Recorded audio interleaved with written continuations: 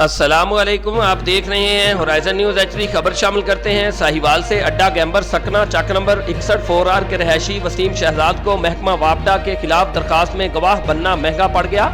وسیم شہزاد کا chief executive officer MEPCO سے فی الفور نوٹس لینے کا مطالبہ۔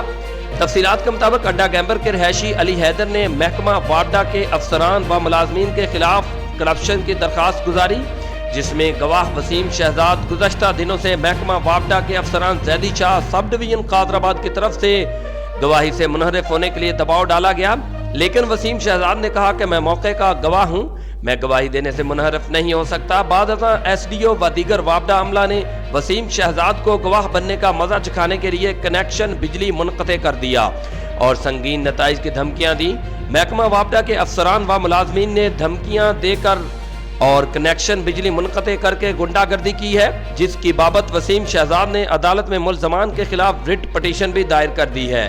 اہل علاقہ کے سیاسی و سماجی حلقوں، سول سوسائٹی کے لوگوں نے چیف ایگزیکٹو آفیسر میپکو و دیگر ارباب اختیار سے اصلاح و احوال کا مطالبہ کیا ہے۔ رپورٹ محبوب چودھری، سرپرست اعلیٰ، ہورائزن نیوز HD۔ مزید خبروں اور اپڈیٹس کے لیے ہمارے YouTube چینل کو سبسکرائب کریں، بیل آئیکن کو پریس کر دیں اور ہمارے فیس بک پیج کو لائک کیجیے۔